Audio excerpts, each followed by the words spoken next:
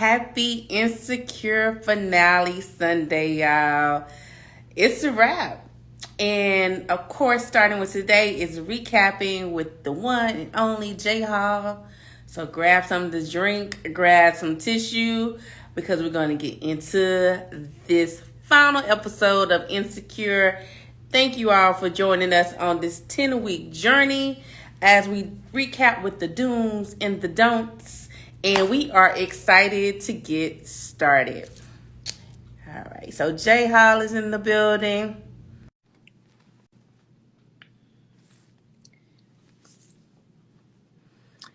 Thanks so much for joining us. Let us know how you enjoyed the episode.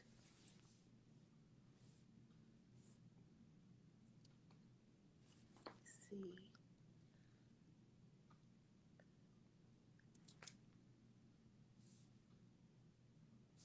Let me know if you got the invite, Jay. Yo, Hey, how are you? I don't know how I'm doing. I ain't gonna lie to you. I don't know how I'm doing, Sha. That is so fair. Happy Sunday. Happy Sunday. Finale Sunday. The last recap of the dooms and the don'ts. Yeah. Shout out to Jay for this really just being your entire idea. You know, I think I just wanted to have one recap about how the show intersected with Black culture and a lot of Black mental health subjects that we had talked about. And you were like, let's do a live right after the show. And I don't know what we signed up for, but I have been so grateful for this journey to recap with you in real time. And then I think the double dose of it is that you are also one of my best friends. So working with you, you know, it's amazing. And then you also know my real life. So it's just like Yo, I don't know what to do. I swear I don't know what to do. Let's start off easy though, because something that has always been in the background of the show, and I recently ran across an article from NPR talking about the music of the scoring around Insecure. So let's just start there with something easy as we ease into everything that this week's episode brought. Off top, is there a particular song that resonates with you the most that Insecure introduced you to by chance? Ooh. You mean the show in its totality? Any song that like stood out to you, or any sound that stood out to you, anything that stood out to you? Yeah, Catch a Vibe. It's a song that I got from there. You know, I do this Dope Vibes playlist. Yeah. And Issa has been she's been like my cheat sheet for the past like 5 years. Because you've been doing the Dope Vibes. I've been doing Dope Vibes forever. For about forever. Yeah, I have. And there really are dope vibes. So let me just really plug that. Not as a friend, but like you put it on and it's like a journey. Like it's so cool. Like you just play in the background, whether you're working or partying. So check out J Hall for that for sure. Yeah. So I mean, from the beginning, and actually she was one of my inspiration when she had Awkward Black Girl, because her music was always like, yo, what song is this? What song is this? It was always that. And so, you know, I'm big on having track 17 on my playlist, right? Not like the track that you hear of. Like I'm really big on that. And so Catch a Vibe is one. There was a man, I can't remember. I got a brain freeze, right? Jasmine Sullivan has a song on one of her soundtracks. Yeah. You know, the Insecure song. Yeah. Insecure, the Insecure song. Cigarette. I'm just trying to get a cigarette. That was the song when we talked about that episode last week when Lawrence went to the birthday party with the coworker, and then him and the coworker got upset because, you know, the coworker had messed around with somebody else in the office. When Lawrence is driving in the car, he's playing the song called Cigarette. And like I play that song like all the time now. Like I love that joint. So a lot, and you know, Raphael Sadiq, I think, is the music director of the show. Of course, second to none. Right, you know, He and has no so peer. We don't. He doesn't get enough love for his. When we throw out genius a lot. We use musical genius too a much. lot. Too We much. we throw it almost too much out there. We do. Too much. Not almost. We throw it out too much. But Rhapsody is actually a musical genius. That's what it Yo, looks he like. is. He is. No, he is. And so yeah, and I was paying attention really hard to this tonight's episode because I felt like they were more intentional about the music on this episode than Absolutely. any. I like Insecure. Everything in Insecure has always mattered, but I Yeah. definitely felt like every song was like a page turn. Was like that interlude that you needed in between. You know how when you listen to an album and it's music and the interlude is talking, then there's music. It was like the opposite of that for me. It was like talking, music, you know, every time. And every song was significant. You know what? I asked you that unprepared off the rip, and you being a music editor, and you know, I should Oh. have known you would be prepared. I don't know why I didn't think you would be prepared for that. That's my fault. My song though is that they introduced me to. I forget what season it was, but it was Baby Rose. I'll show you. I wanted to show you, and it's just such a emotional, breathing type of song where you can I just love really. that song. It's such a. I think what resonates with that song so much, it really calls to bravery, right? And I think that's something that we see throughout the season, throughout the series, actually. Like, how brave are you going to be in love, and like, what does that look like? Having the opportunity to show what love looks like, and then really showing up when the opportunity is presented to you. You know what I'm saying? Yeah. Thank Yeah. you for the. Oh, no problem. No problem. No, I thought that was a good job too about love and how it's presented. The entire show kind of, you know, we talked about that. We you and I have talked about that off camera about how people are so invested in Insecure, and it is very hard to have a show that's going to get the culture's attention, and then you got to please them, right? Because I think Yeah. I told you, I even got so angry at people. I was like, yo, if I was Issa, I just would have ended it. I just wouldn't have told none of y'all, like, because you can't please It's people, so you much know. pressure. It's so much pressure. It's And too I think much it was a lot of pressure. pressure on this last episode. I think people wanted a lot of things in one episode. And, you know, it's really impossible to kind of put everything in that one episode. But I do love this theme of birthdays, right? I have I a didn't see that birthday coming. coming up. You just had a birthday. I did But not I see think that what coming. I didn't see that coming, but I it didn't was see that so coming. good. They gave us the clue, though. They gave us the clue They that did. they were going to celebrate birthdays. So for them to do this roundabout of them keeping the promise, and then also using this birthday to move the time forward. Um, we have done a lot to making sure we get these 10 weeks in. We are never in the same place. So I'm in a Yo. I'm in a hotel fitness room, and they just happen to have a clock here, so this is where I am. My birthday So was 2 weeks ago. Like, it's just a lot. It's been a lot. it's been a lot. We've been in 3 different states, yo. It's been a lot. Literally, Literally, we're yeah. in 3 different states over this 10 weeks, and I feel like we've grown so much. So much has happened in 10 weeks. But really, with this episode, seeing them use the birthdays as a time selling, but it's also birthdays are inherently, as you get older, more reflective, and then they're also this signaling of a new beginning and like a new opportunity to kind of regroup and reset. So I thought that was a really beautiful thread, you know what I'm saying, to bring into this new this last episode. What were your thoughts around that? I thought it gave us a really good timestamp. I was slow. It took me a second to realize they were doing birthdays, though. I ain't gonna front. I was sitting there like, oh, another birthday. Like, it took me a second, like, oh, they're doing birthdays. Like, it took me a second. I thought the birthday thing was good because so many people invest so much in birthdays, about their timestamp. There are a lot of times when it comes to birthdays, you remember what you was doing the year before and stuff like that. And people like to mark their progress in life and where I'm at and things of that nature.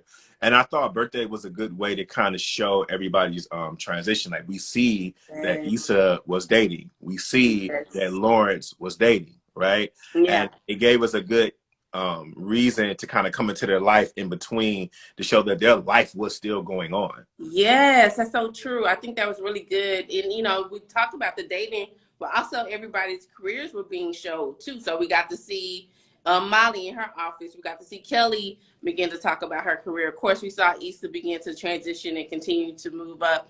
And then we kind of saw this thing with Tiffany too, right? So I think we had a lot of happy endings in the last episode, but we still have some tragedy that I think I don't want to get lost in that. I know we kind of obsessed with what happened. Wait. I'm about to say, wait. We got to talk about your boy. First of all, so Team Lawrence won, but I will admit it's not a win that I'm just like, I'm walking away with the victory kind of like, dang, you know what I'm saying? That's fair. We cannot skip over Nathan. Okay. But I'm just gonna say this, right? I think Nathan's decision was growth on his character. I agree. I think it was the right decision too. And he didn't even need no time to think about it in that decision. Right. Nathan was like, yo, I can't do this. I'm not going to do this. And then to have the confirmation later on to be like, I don't got no regrets. Woo, that pierced my soul. You know what I'm saying? Like, so right. I think even in that, like, that's why I said, like, I didn't walk away like, yeah, I knew they wasn't right, but I knew they wasn't right. We got an opportunity to see how they work. Yeah, I thought that was so good. And I didn't take Nathan's as no regrets as like no regrets of walking away, but like no regrets in how I tried to love you and be in the situation with you. You know what I'm saying? But I think it probably could have been both ways. But yeah, I think Nathan had done so much work when he saw himself regress. Even in that moment, he was like, nah, this is not good, because Issa shouldn't not have allowed that situation to be an opportunity. You know what I'm saying? Bless you. So yeah, I think that was something that we saw, Nathan's growth. I think it was the right decision. Oh, my fault. And I also got to say that I was wrong last week. Honey Dub pointed this out to me. I was wrong. Issa did physically walk over there by Nathan. She did. But it was too late. But she it did. was a lot of what you said, like she didn't handle what needed to be handled when it needed to be handled. You know what I'm saying? And it allowed it to breed to something, the opportunity. But it's also something that, probably subconsciously or consciously Issa wanted. There was some validation in what Lawrence was saying to her. Like, I do love you. She was looking for that validation ever since episode 1, season 1. You know what I'm saying? And so for her to get that validation, even in that moment in front of Nathan, was still validating for her. I feel it's something that she needed. But RIP to Issa's and Nathan's relationship. I was for you. Yeah, we were. But in all fairness, we saw it though. We did. It was going too smoothly, and then it was like, this is not how. We saw that there was just something that is not there. And listen, I have empathy for Nathan, because as a guy, sometimes you are that guy that just show up at the wrong time, and it takes a minute as a man to realize that it wasn't about you, and there was nothing you can do. Sometimes you just enter into a woman's life at the wrong time, and there's nothing you can do about it, and you get frustrated because as a guy you've been conditioned, told, informed, or it's been passed down to you that it's all about how much you put in. And sometimes, my fella, that's not the case. You know what I mean? But there's still something to take from that experience, which is what I feel like Nathan did. Absolutely. And I think, him trying to make amends, him raising money for her nonprofit, him, still saying, I'm not against you. I think all that closure that came in her birthday was really mature. Again, we see this level of growth. And then even, he alludes to Issa calling and reaching out. So even Issa putting her pride aside, because, season 2, Issa might have been like, I'm not going to, put any more effort into this. But her like going to him and, I guess trying to make amends, it's alluded to. I think it's growth as well. And even if it doesn't work out, that's still, growth, like being very brave in that space. Yeah. So I RIP to that. And I think none of this the important thing is that no matter if Lawrence was ready or Nathan was ready, it still brought it back to Issa had to be okay. And I Yeah, think yeah, I that's agree. the I important agree. part. And what we had to see after that was Issa get a lot of things together for herself to just to be able to conjure up the ability to do the reach out and do the things and stuff like that. Yeah, and I think, Kaz, who coined the name The Do's and the Don'ts, Cosby, shout out to him. Cause One of the things that, I think Issa did really well when she reached out to Lawrence on his birthday was that she didn't really have expectations. Like, she really was brave with her shot. Again, she was, I want to show you, you know what I'm saying? Put that initiative out and not just really kind of wait for it to come back to her. So really taking responsibility. It's something that you and I talk about, Jay Hall, offline all the time about women not waiting around for by osmosis, thinking a man is just gonna hit you up and magically know you want to go out, magically know you care about them, yeah. like all of that. And so her putting herself out there, even with someone that she has, this rapport with, was still very, very brave of Issa and something we hadn't really seen, continuously her do. I was proud of Issa for that. That was actually a Right? move I didn't see coming. I didn't. It was still rusty because It was very. he was getting ready to be like, yo, we can go out and like, and she hung up the phone. And I'm trying to have sympathy for women because I get the fact that it's not something that you all do and how much you like. I mean, I was at 11 years. Not what some women do. Yeah, not what some women do. Yes, thank you for that correction. I mean, I was 11 years old and they were throwing me to the wolves. You know what I mean? Like it just, but I'm starting to have an understanding. A lot of my homegirls, it really does take. They like, yo, they're in their 30s and they're just now shooting their shot. Yeah. And it was like, I was shooting my shot before I had lead in the pencil. You know what I'm saying? Like, it's just one of those things. So one of the things Jay Hall says, and we talked about offline before, is that, women, Black women specifically, put so much energy in every aspect of their life, like, managing their career, managing their friendships and family and dynamics. And then we want this relationship to just magically appear without the effort. So Jay Hall's like, that we have to put the same amount of energy and intentionality that we do in our careers, in every aspect of our lives, into creating these opportunities for a relationship to flourish. And so just think that as a theme, what Molly said, what Tiffany said to her, both were really things that you've been saying ever since I've known you.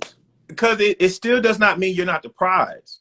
And I hear a lot of homegirls and people, associates at dinner tables be like, because I'm the prize. That does not devalue you as a prize. Right. No more than it devalues myself.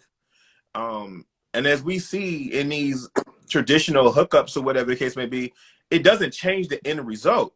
Oh, and that's the thing that people got to understand. It doesn't determine that your relationship is about to suck because you're the person that stepped in. Like, that's not what that means, And I appreciate, but the thing about with Issa, it wasn't just in her relationships that she wouldn't speak up. It was also in her career. Yeah. She was, and that's the part also I don't want to miss also too, because as much as it was about the romance and we wanted to see her in this relationship, Issa's growth in her career was about her speaking up and saying the things that she that she wanted, because she was at a dead-end job herself. Yeah. She was just employed. I mean, she was almost in the same position you can say Lawrence was in season 1. She was depressed. She was upset. She was just physically going to a building and receiving a check. That's all it was in that.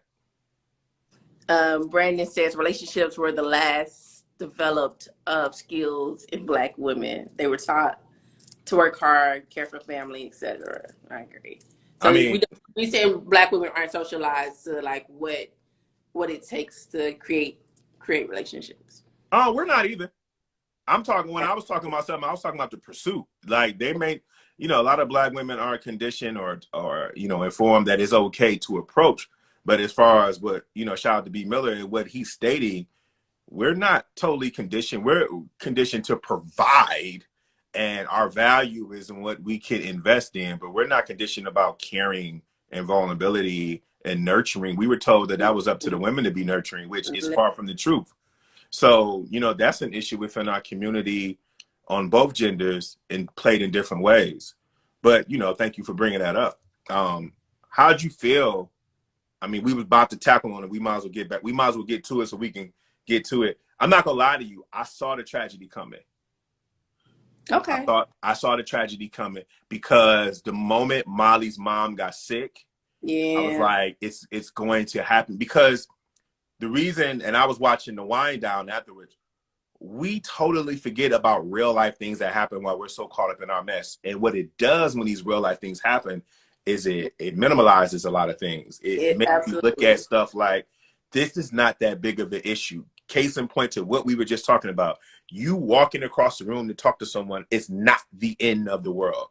Absolutely. But I have to tell you, I was getting worried about Issa and Molly's relationship at a certain point in the episode. Well, I don't know what you were seeing when you saw that, or what you thought about the tragedy. I saw two tragedies. I saw a lot of happy endings. I saw two tragedies. The first one I was referencing was Tiffany still being miserable in Denver without a support system. We got to talk. Tiffany is asking for help. She's crying for help. Like, she's not pleading for help. Yeah, pleading for help. She's not okay there, and not unhappy. She's not stable there. Her man is still oblivious. Bringing out charcuterie boards when she needs, like, you know, a really investment into her mental wellness. And so that was really sad to see that not resolved, you know what I'm saying?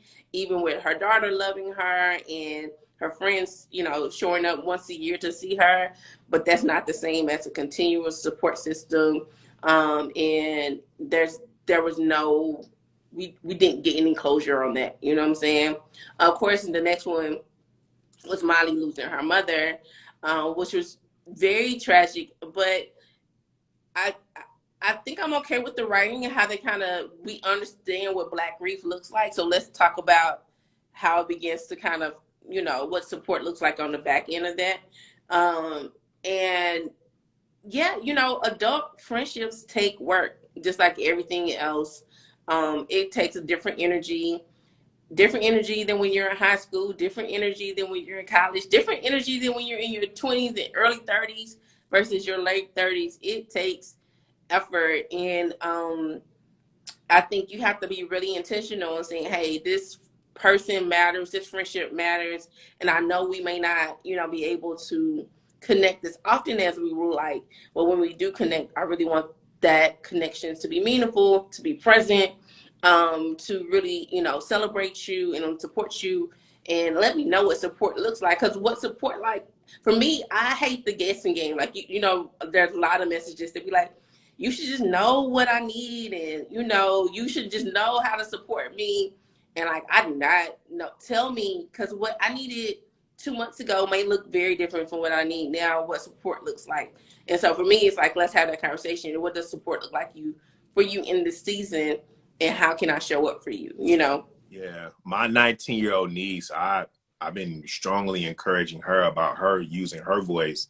And I remember when she talked about with her boyfriend, she was like, well, I'm glad you said that to me, because I just be telling him to figure out. I'm like, that is unfair to him, and it is unfair to you. Mm-hmm. You understand? Like, it's unfair to both of you. You understand? Yep. I understand that you might be surrounded by a lot of individuals telling you the opposite of what I'm saying, but trust me when I tell you, the more vocal you are about your needs, the better off your life can be.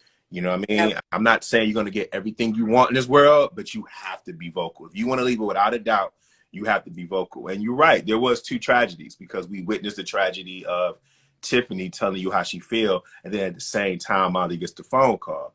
Yeah. I'll tell you, I'm okay with not getting that closure, because you remember I told you, Issa stated very early on that it was going to be about them and their lives and their journey. It wasn't going to be a closed door on things. Right. And so the choices we make, that Tiffany and her husband make, you have to live with. And that is, there are people right now who are living in misery, and they are married, and they got everything.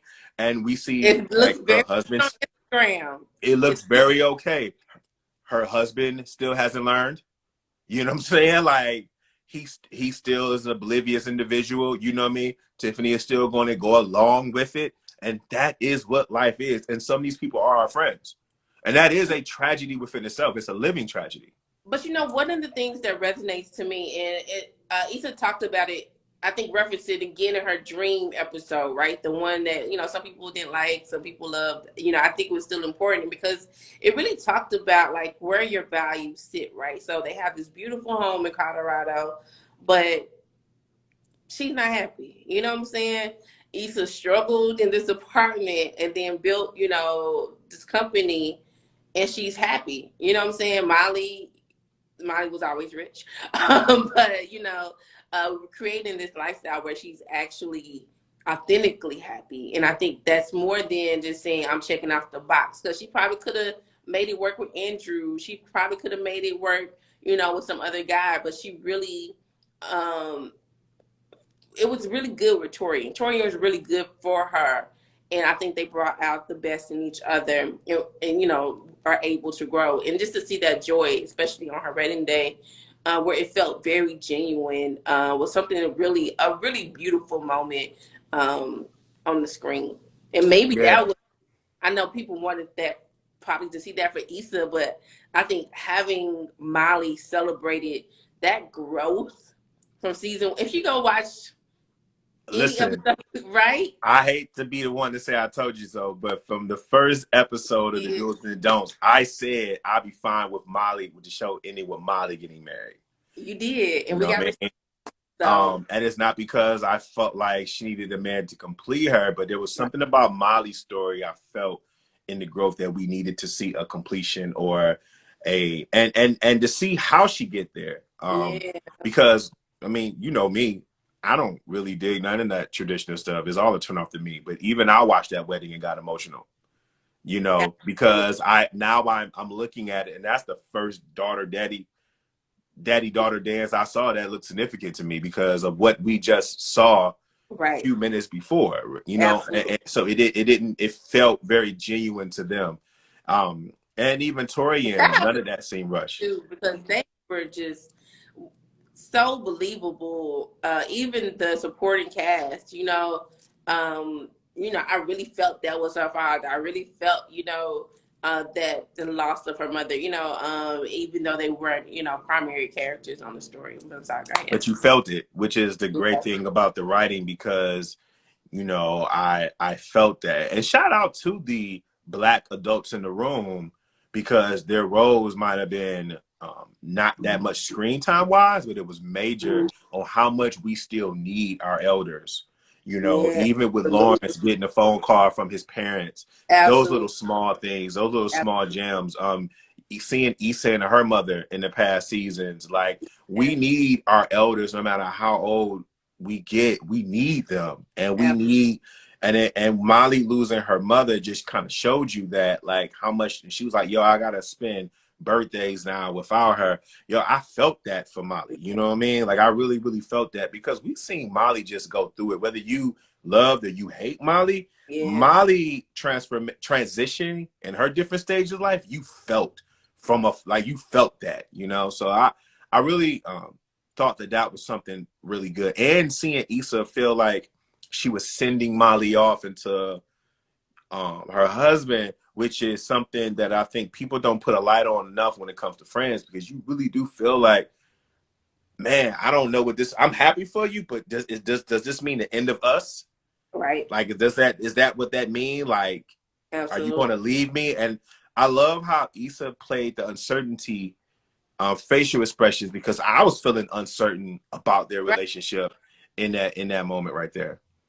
Absolutely. And I definitely experienced that, and that, but again, a friendship is a relationship, right? And I know a lot of times we just want to emphasize romantic relationships and make that the top tier. But friendships, especially this sisterhood, this Black sisterhood that we've been able to witness, is so beautiful because it has not always been a linear ride. And I think that's so true. But I think at the point where Molly is getting married, they have been through enough while there's uncertainty what it would look like.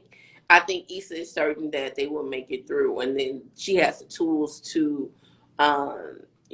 support. I've been fortunate for my best friends who are married, who, are really still very intentional about making space for me, making room for me. And that has been really assuring for me. It's like, trying to navigate what my new role looks like as best friend when you have a spouse now that, um, takes priority. Yeah, I mean, I think a true spouse is someone that recognizes that and includes Yeah. it. There are a lot of spouses out there that don't.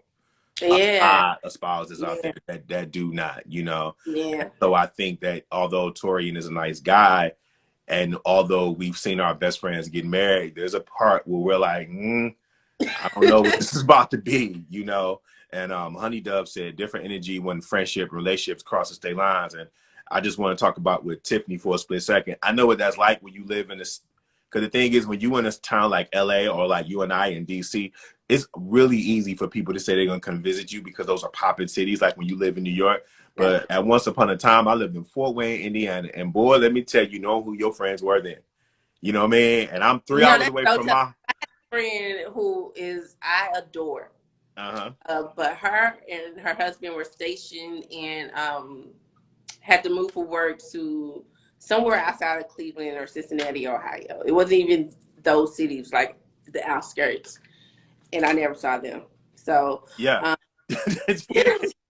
It's so yo, like, I was 3.5 hours away from my hometown, Detroit, and I didn't get a single visit. I mean, it's real. Like when you go to those towns. So when Tiffany was feeling how she was feeling in her bag, I was yeah, like, yo, I definitely get it. And can we talk about also the growth of Kelly? yeah, Can we go on that? Because Kelly, who always life seemed together, she went from having a punchline or two to really being like a significant character. And yeah, she is the example of making the best out of your time that is given to you, yeah, because absolutely. like her moments can be 30 seconds and they're so like, right there. But the quote that she delivered today, the bar was, I want to have this nigga's kids. This, That's the quote. that's That's the it. quote. This Um, specific one. yeah. And for me, and you can tell me, Charlotte, if I'm overreaching in this, I felt like Kelly's part about when she said, I thought you didn't want kids. And she said, Mm, I do. I felt like that little small nudge was something of Black women in their voices and speaking how they feel about their bodies and the ability or the freedom to change their minds. I don't want kids. And it doesn't mean like, oh, well, now you won't, like, it doesn't have to be this. It's like, hey, listen, life is a fluid thing. At first I did not, but now I do.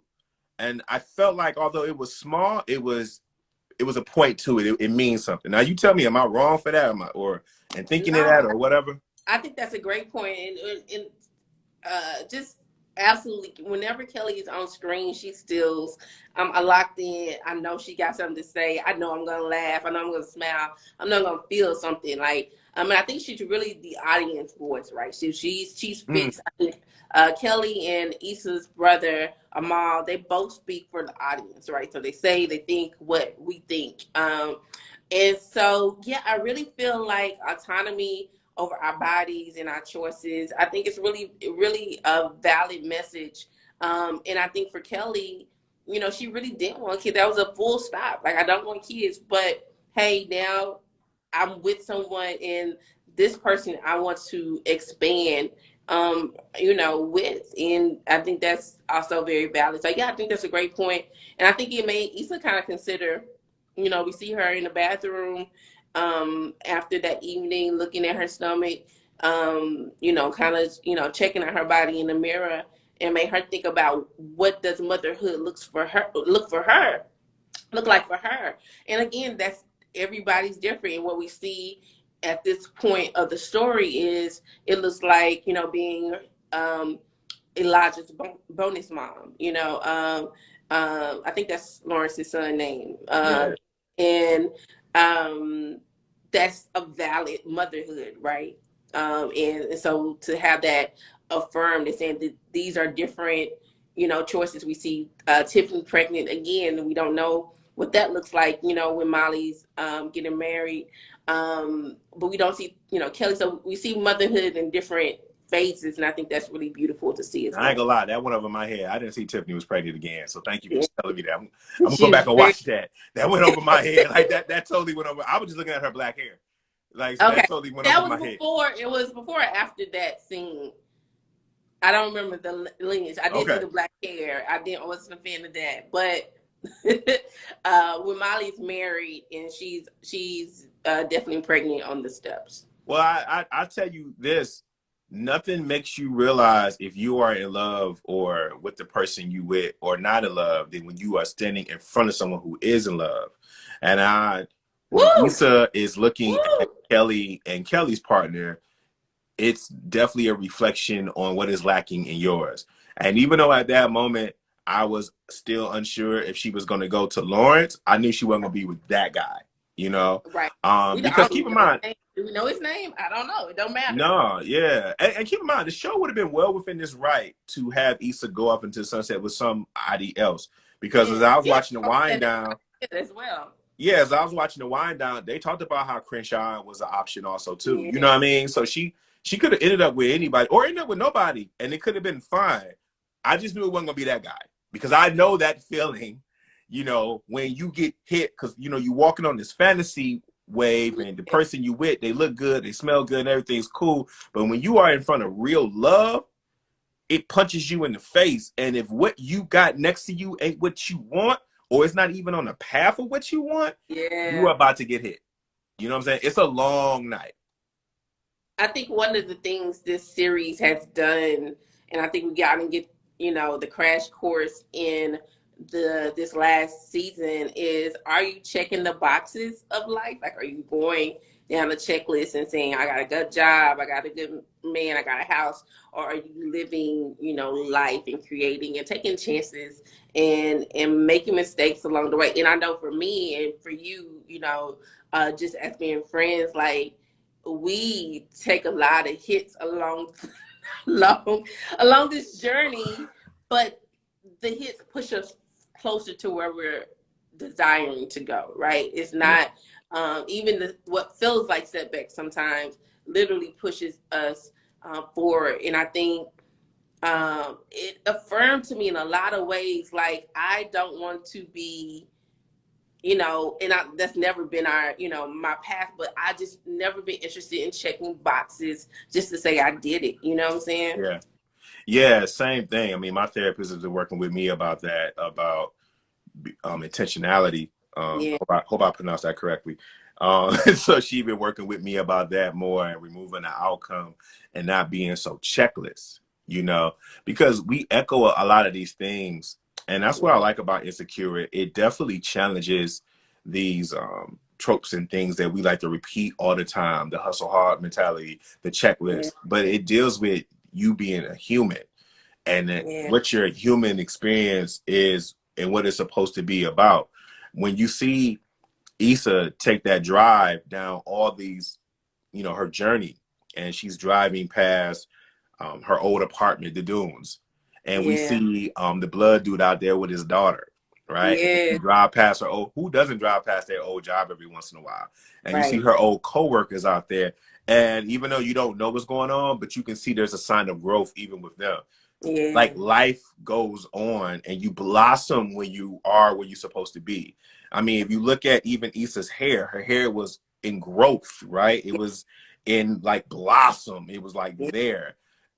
And if you remember, they talked about this on the wind down when Issa had this visual of her and Lawrence having a kid and being married and being together when she thought that they were going to be together at the end of season two, yeah, and come to find out they wasn't, right? But now she's coming home to a young boy and a father, right? And it might not be what you had thought, or maybe it exactly was the vision of what you had seen, but that's what it was. And listen, there's going to be a lot of people who are, the think pieces are coming. They are going to chop that situation down. But I think not to jump ahead, but I think the importance of it that Issa has learned is about your happiness and how you have to be selfish in your happiness. yeah. And I think one of the things that really stood out is her saying she's willing to try without the end result. Kind of which probably what your therapist has said. I know my therapist has said to me, like, what if we're just taking away, this is why I mentioned earlier, Cosby talks about managing your expectations. You know what I'm saying? Like, what if you remove your expectations and just see what's possible? And I think that's what Issa does. I think one of the things for myself over the last couple of months, and definitely going into this new year, is like, what would my most unhurt version of myself do? You know what I'm saying? If Yeah. I hurt, if I was braver, what does that look like? And to make sure that, you know, setbacks or failures and mistakes, etc., don't dampen my will to keep trying and get back up. So I Yeah. think her is not saying, you know, I think her going into the situation with Lawrence and saying, hey, I'm not sure if I can handle this. I'm not sure if I'm okay with this. I'm not sure how I'm gonna feel about this. And it might take some processing, but I want to see with you, you know? How'd you feel about the way Issa explained how she wanted to get back with Lawrence, but also it felt to me like it was also a narrative about her career life, her personal life, and everything. How'd that land with you when you heard that and she's talking to Lawrence and that? What scene you talking about? What scene are you? When Lawrence meets her at the new office, and she's talking about like how she didn't want to speak up once upon a time, and now it's about to what you just said, you know, wanting to try and not being afraid. How did that land on you when you first hear that and she's talking to Lawrence? Because she's kind of talking about Lawrence, but she's talking a whole lot about herself. Yeah, I really felt. I mean, so much of this episode resonated deeply, and I really felt like it really felt like the words that she wanted probably to say. A mature Issa after season one. You know what I'm saying? Very mature. Right. And I don't think the things that landed for me was like, I don't think Issa gets here without Daniel, without the headaches, without Nathan, without going through the ups and downs and valleys to really appreciate not only what Lawrence brings to her space, but also what she brings to this relationship. And how, for me, what I see with Issa in the corny jokes, him laughing and making space for those, it's like she gets to be her full unedited version with Lawrence, and that's what she wants. And I feel like with her career, she gets to be her full unedited version of herself and how she is embraced in her community. And I feel like that is it. You know, that's what we're working towards. And I think seeing them connect on that level was beautiful. You know, I think it was really honest and a safe space. I'm still not Team Lawrence, but That's what I was about to ask you. I love how she gets to not filter herself with Lawrence. Mm-hmm. And I think that's priceless. Mm-hmm. It is. Are we happy with her decision though? Yeah, fine. No, I'm not trying to be like I won, but I'm being honest because I got to tell you here's what I would say, right? And I'll be honest, and I'm been Team Lawrence or whatever the case may be. But I love the fact it didn't happen like that. Yeah. Absolutely. I mean, man, it was scary. It did not happen like that. Just because, and that's the thing everyone has to understand. Just because you make these decisions, there is no assurance that things are going to work out the way you thought they were going to work out or work out at all. You're so right. And, you know, she could have really gave up after he said that he had plans on his birthday. Like, that could have been the end of it. And we've been like, okay, at least you tried. But yeah, I think you're right. I think I'm glad it did work out the way it does. And I think it's not even so much about Lawrence, but how Issa feels with Lawrence that really matters the most to me, I think. So yeah, I like the choice.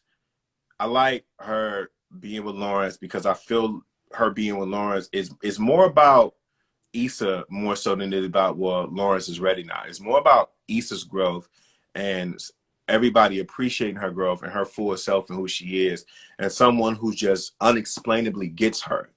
Yeah, Like she can't, when when you can't describe how somebody gets you, but they just get you. And I like the And love idea. you. And They love you love you, and still. I like the idea, Charlotte, of people healing from things. Oh, I do. I like that. I mean, like a genuine heal, not just you taking this in a bag. Like I'm talking about like a genuine healing. You do need time, yeah. right? Like she cheated on Lawrence. Lawrence did need time. Everybody wanted Lawrence to operate in this certain way without having any empathy or sympathy of what he was going through, and they wanted him to act with perfection with everything, you know. And I feel like Issa was someone who understood him going through with that, Mm, knowing him and understanding like how she hurt him in that.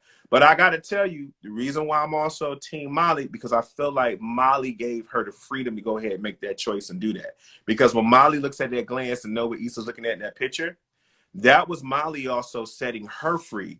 Like, girl, you don't have to worry about looking stupid around us. right. It's okay. Go for what you want. I used to overthink things.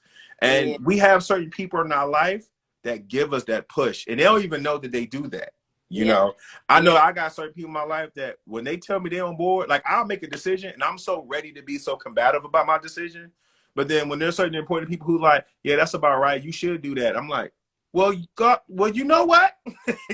I won't triple the salary now. You know what I'm saying? Right. Shout out Conrad Woody. You know what I'm saying? Like I won't triple the salary. And I feel like that's why I like them being together in that, because I felt like he understood Issa, and I definitely felt like she understood Lawrence. She don't I have ask a for question. perfection with him. Do you feel like there has to be this kind of I don't know if we talked about this on here, but I think we talked about it offline, where black love has to like separate and find its way. It's kind of this rom-com tragedy that we always see, this trope, and but I do kind of feel like it does mirror life, and I'm not sure if life is mirroring art or art is mirroring life in that. So do I feel like we have to see that? In this case with Insecure, I think it's a little bit different because we've seen other facets of love. Yeah. Oh, that's If very she, true. keep in mind, I'm Team Lawrence, but if she would not have got with Lawrence, I would have been okay. Yeah, very true. But I definitely recognize she shouldn't have been with Nathan. True. You know what Fair. I mean? Yeah. I was more invested in the fact that her career was blossoming and she was coming into her own, Yeah. because as a self-employed individual, as you are, I'm sorry, I'm going to favor that more than I am going to be relationships. Shout out to everybody who got families and all of that, but it's hard out here. Okay, it's very hard out here. When your invoices be ticking, you know what I'm Yep. saying? Like Yep. it's hard out here. So I Yep. was, keep in mind, I like Lawrence, but I was rocking for that. When she got the Yeah. office, the show could have ended right there for me, to be Absolutely. totally honest with you. Absolutely. I don't necessarily, to your point, I think that we don't always got to see the torture. One of the good things Woo. was Woo. That's with good. yeah, one of the good things was like Molly, for example, right? Molly wasn't at every birthday. Yeah. Molly, but we know Molly was going through it. We don't have to see Molly curled up. We don't have to see her. We've seen that so many times before. Yeah. Seeing Yeah. her get the call on the phone is enough for us. Yeah. I think it was important for Lawrence and Issa because the conclusion of it had to make sense. Yeah. Because even Issa, when I watched the wind down, said she started off writing this season not wanting them to be together. But as she Exactly. started to write, it started to make sense for her. Yep. So I think in this particular point, these two had to separate. Yeah. They had to go through experiences separately in order to look at each other. Because Lawrence doesn't become Lawrence making that confession by the trash without going through those experiences that he went through. Absolutely. And I really feel that, and I feel like that really resonates with my own personal life. Like there's people who, I have loved deeply, and I'm in deep gratitude to them for the lessons I've learned that has prepared me for the next stage. You know what I'm saying? That that has been a space of healing as well. And I think even that space of healing doesn't necessarily need to be together, but it can be like, it was such a necessary part of this journey, and vice versa for me, for them as well, to get to the next point. Yeah, it was. And I definitely feel like it's very brave of Insecure to walk away with Issa being now in a blended family. That Ooh, is not celebrated enough. absolutely. We've allowed other cultures and colonizers to look down on our blended family when that is what we are in America. That when America throws us something, we make it lemonade in general. And we've Yeah. gotten to a point where we felt shame at certain things because it doesn't look like your Brady. Like, why was it okay for the Brady Bunch to be a blended family, but it's not Yeah. okay for us to be a blended family? You understand? But we've allowed them and other cultures to look down upon us and for us to have shame, right? You got Right. people who are married and don't even want to throw their bonus kids in there. When they have a picture, they only want to show them, the wife, and the kid that they got right there. What is Right. wrong with showing everybody in there? Like, yeah, Nick Cannon is the extreme, but at least he is rich and making the attempt to love all his kids, right? So that is what it is. Like, if he was broke, okay, cool. But Nick Cannon is rich. Obviously, he has an agreement, and he's out there doing it, right? So I may not want it on that level, Right. but we Insecure did not have to do that. They had enough options for, and that's the thing that's I think that people might overlook. Issa had options. What we've seen in the Ooh. past, Charlene, with shows that made us so Right. frustrated, is that the black woman did not have options. You only presented a world that she only had to deal with this torture. She only had to deal with, Ooh. this abuse and this cheating. There was no other outlook. I mean, I love Color Purple, but she did not have no many options but Danny Glover. All right. But when we watch Insecure, all of them had options. So when they Absolutely. make their choices, it's like, well, these are the choices that they want to make. But it's not like they wasn't desired. It's not like people didn't want them. It's not Absolutely. like people didn't find them attractive. You know what I'm Absolutely. saying? Like, so for Yeah. me, when I see that and that growth or whatever, that's why I say that's brave for them to say, this is how we're going to end it. We're going to walk away unapologetically. And it's not a conclusion. It's a journey that we're seeing. This is the journey that they're not going to be on. And maybe it can be an Insecure movie in a few years. I don't know, but it's all a Yeah. journey. So that's my little whatever. I love it. I love it. I think that's a great place to kind of to close it out. I think they talked about so many topics. I think, but at the end of the day, Black sisterhood between Issa and Molly really is this core thread throughout the story, and it was beautiful to witness, and something I want to like go back and binge now. Of course, I think to have this dichotomy of both closures and new beginnings, kind of what you're saying. I think it's real life. You have closures on both Molly losing her mother, but also getting married. We have this new beginning for Issa and Lawrence, but the season's ending, and so it's just really beautiful to have this. I think one of the things that it really dealt with for me was self-doubt, and how does that limit you from pursuing your best life, and what does that look like. And so I think just going into this last few days of the 2021, who that hasn't been a year, like if I could fight a year, I would fight 2021. I'd be like, 2021 box up, you know what I'm saying? We fighting.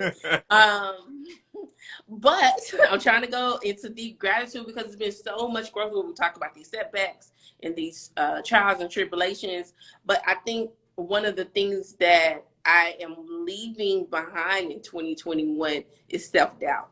And just really knowing that everything that I have imagined and I have, thought about and dreamed about is possible for me. And it's something that I am actively looking to co-create with the universe, and so that's kind of I saw so much of that with Issa, getting the space and coming, just really coming into her own, and what that would look like for things that I've talked about and dreamed about and wrote about and talked to my board about, for myself, and the things I want to do, even personally. Yeah, I mean, that's what Honey Dove said. I love that Issa ended without seeing her insecure self on the mirror. Yeah, Yeah. because that was the true antagonist, was Issa. Yeah. Absolutely. And that's what it been like that. Let me ask you before we end, Charlotte, when Insecure first premiered versus Charlotte now, how do you feel? Like, what is, if you can say any small sentence or paragraph about your transition in watching this show? Because what we left off with last week was, this is the first show our generation that you and I are like with, right? We didn't look at like different world and shows before Living Single and say, I want to aspire to, like, we were walking with Insecure. So what is Charlotte when the show first started versus Charlotte now that you can say like it's a growth for yourself and your insecurities and how you feel? I'm getting emotional just thinking about it because I really hadn't thought about that. So what, 2016 when they started? Is that Yeah. what was the actual year? What, 2015? I don't know.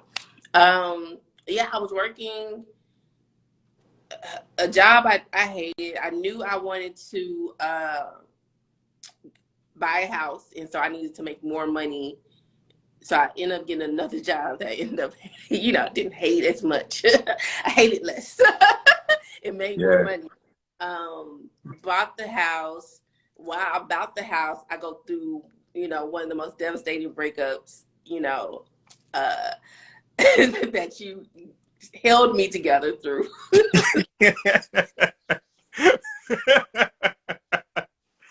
I helped you. I helped you That was move just into. one time. I helped you move into that One house too. time. Huh? I helped you move into that house too. I He helped me physically move into helped the you move house into the house. Yeah, yeah. with the With, well, oldest. yeah, with the. With him. Shout out to him, bless him. We send people love and peace on their journeys. But there was one time I came to Jay's house and I don't think I said anything for like an hour. I just sat there and it was just like, I ain't there. Like, Oh snap! I do remember that, yo. And ain't and it that was some, cool, yo? Ain't that how things come full circle? Because didn't I do that like a few weeks ago? right? Just Yeah. bruh, just no worries. And then, over the next 2 years really began to kind of build up. Starting with today, we launched the Barbershop Talk series, and then the podcast. I mean, you've been along for all of this. And then eventually me stepping out and saying I need to do Starting with Today full time. And then the pandemic hits. And then, Yeah. over the last 2 years, really seeing what I'm made of. You know Yeah. what I'm saying? And why I was built for this, even in the falling apart of pieces in the process. You know what I'm saying? I'm really proud of myself for for surviving, of course, but also finding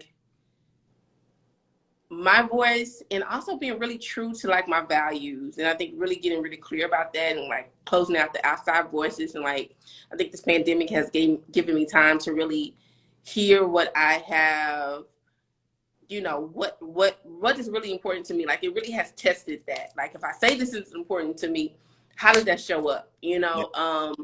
And then I think my ability to really, I know a lot of times we think about these relationships, and I've been in longest relationships. I think, I was, I've been in love since then, and you've been through that. It's funny because a lot of times people see us and they be like, oh, y'all together, y'all friends, or you have it. It's like, no, we're best friends, and like everything.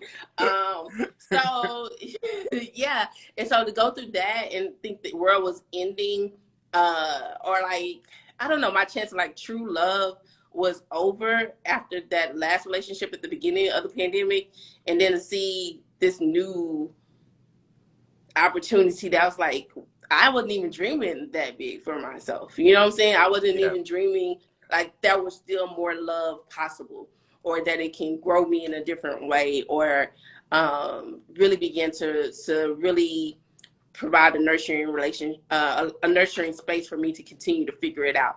And that's not even just romantically, that's professionally and friendship.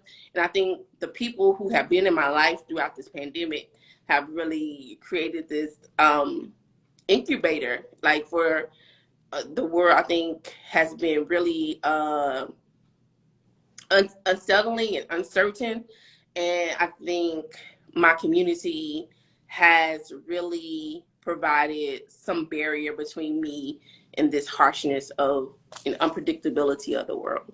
So I'm really proud of myself, and then being able to have the spaces to talk freely, to be freely, without worrying so much of what the outcome is going to be. So I see so much of myself in that, for sure.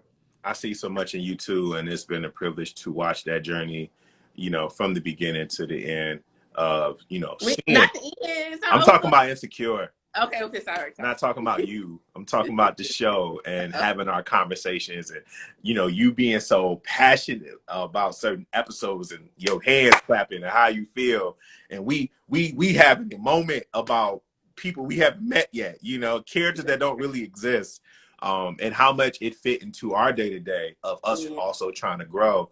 Because as I told you before, I make no secret, Issa was one of my heroes when I was in Fort Wayne, Indiana, working at a radio station down there, and realizing that I wasn't happy because here I am thinking that all I had to do was become full-time radio jock. And then people were making it happen and creating their own dreams on the net, and Issa was one of the people I was watching with Awkward Black Girl. And so to see when the show premiered, and I remember when HBO didn't even have a name for it yet. They were just like, new Issa Rae series is coming, right? They wasn't even sure what the name was going to be. Right. And to watch that episode and to watch it episode after episode and how that episode ended and the discussions people were having, seeing my own growth and how I feel my confidence grow when I wanted to change up and do things differently and go back. And that, as I speak this moment now, I guess I can understand more why I was Team Lawrence, because to people in Detroit know, when I first came to DC, I came out to leave Detroit to be a writer originally. And I deferred from that by going into broadcasting. And so my reunion back with writing happened back into 2015 and in 2016 when the show was starting. And it kind of reminds me of Issa's reunion back with Lawrence. But I had to go away and have another experience and go into another craft for a second and then come back renewed, but also using what I learned in this other field to strengthen what I do also with my writing. Absolutely. Right? And to be more confident. And so when I see Insecure, I see pieces and elements of myself in that and how I value my friendship, looking around to the people next to me. Instead of trying to reach so far to somebody who's not going to answer their inbox and not going to answer their text message, look into my friend Charlotte, who never technically had a meeting with me to say, I want you to be a part of Starting With Today. She just said, yo, I just need you to do X, Y, Z. And I was like, I just need you to do this. And the next thing I know, this thing that's going, because that's what we are. We were surrounded by a village, and we didn't wait till any of us win an Emmy to decide that each other was important. We knew that each other was important. I believed in the vision of Starting With Today. You believed in me, whatever, right? And even if I wrote something that you disgustingly disagreed with, you respected the fact that I put it out there. For me, that was important in seeing that growth, because I didn't always have the courage to put it out there. Yeah. And if I can end it on anything, I would say, like, James Baldwin has a quote when he's like, to be an artist means not that you see something, a truth that no one sees, it's that you and everyone else see a truth, but you're the only one that's willing to do anything about it. And I like to thank you for always giving me the encouragement to be able to see truth and speak it. And this journey with Insecure, I think, to what the Wind Down was also saying too, it's not about I'm going to be, for myself personally, secure in everything I have, but I'm aware of my insecurities and I have the tools, or I know I can go get some tools and how I deal with them in my journey. Absolutely. I think it was very empowering on so many levels. And I felt that, I think the mission is to, be your full self and be brave in that, insecurities and all, like, take them with you. It's not even about getting over them. Take them with you on the journey. Yeah. Thank you for giving me grace, because I was a wild boy when Charlotte first met me. I was a wild boy, y'all. I was a wild boy. I was a wild boy. So Charlotte gave me a lot of grace, y'all. 2012. Um, 2013, yo. Charlotte gave me a lot of grace, y'all. Charlotte could have ended it right there and be like, I don't want to see this guy again. Just off the setting alone. but we had a couple of real moments. And I think we kind of cut up the DC noise, and we really had some real moments. It was like, oh, okay, this is somebody I want in my corner. And no idea where this journey will lead, but I'm so grateful, and I felt like it wasn't an accident. You know what I'm saying? Nah. Had you not been as crazy and bodacious as you were that night, you may have never really caught my attention. You know what I'm saying? So there's that. And then later on, we learned I was just being a real good friend for somebody that we both love. You were. So there we go. There we go. So, thank you for this 10-week journey, the do's and the don'ts. I feel like I grew from these past 10 weeks. Hello. Thank you very much for this opportunity. We sat on the couch talking about this, and you was like, I got an idea. I'm thinking about doing a recap of episode 1, and I was like, Charlotte, we got to go all out. And you was like, you took a deep breath. He was like, okay, I can do this. I'm going to do this. And so, here we are, last episode, Insecure recap. Insecure's gone. I don't know where you are, but this was not the plan. This was not the plan. But I would like to borrow something from Insecure and say that this means that this is a journey for us. Mm-hmm. This is a journey for us because this is 2021 and we did that. So we did that. We did that. I love that so much of our journey is documented too. So yeah. Not only this series, I mean, we started off with one podcast, I think at the end of 2018. So there's so much of our story and our friendship that has been documented. And I'm really grateful for that as well. Grateful also, and shout out to Issa and Pinter's Penny and everybody and Molly and everybody part of it. And shout out to them open up a door for new Black faces. Because now when we see these people, like the way I feel whenever I see someone from the TV show Oz and I get a little chill, now I'm going to feel that way when I see somebody from Insecure. I'm like, yo, that person's on Insecure. And we need that in Black spaces. So shout out to Issa for giving us new Black faces to see from here on out. Shout out to her for that. And she's done that too with her other shows. I haven't watched them yet, but they're also, unknown indie art actors and actresses. So I'm looking forward to checking them out too. So absolutely. Continue to tell Black stories, support Black stories, support Black art, and make space, because it doesn't always have to be, the best thing ever for it to be valid and exist. And I got that actually from a friend who has challenged me on, does all Black art need to be excellent? And because white people do not have to always have excellent things. No, they do not. Hello. No, they do not. You're right. So yeah, shout out to the creators such as yourself and everybody that tells stories, and make sure that we are, as much as possible, I think there's a cue from Insecure to make sure that we are capturing the stories of our elders as well, especially during the holidays. If you're home and around family, to take pictures, take videos, capture their stories, capture their wisdom. Even when they don't want to. My mom hates taking photos, but I sneak one in. Exactly. Do that for our history and to make sure people know that we have existed, we have done these things before they take credit for stuff that we've been doing for forever. Wishing you all a great and beautiful end of 2021 as you enter 2022. I hope that you're intentional. I hope that you're safe. I hope that you're surrounded by love and joy and peace. And we will see y'all in January. When we feel like it. Because we deserve it. May be fair. We would definitely see you. Thank you starting with today for this. Thank you for everybody. Shout out to the Cos for giving us the title. Shout out for, the do's and the don'ts. Make sure, listen, if you're binging and you missed this season, make sure you can always go back and see our recaps also as well. Absolutely. Every single episode. It would eventually all be on YouTube. But you know what? I am taking our own advice about mental wellness and rest. And so that might be up, I don't know when I get time. But it will be up eventually, and then it'll be across our podcasts on Spotify. And iTunes. So, yeah. Follow us at Starting With Today on all social media handles, except for Twitter. We're Starting W Today. Follow Jay Hall at Jay Hall Society everywhere, every day, all day. Now he's taking rest too. He's on a sabbatical, so thank you for having an interruption to make this happen for sure.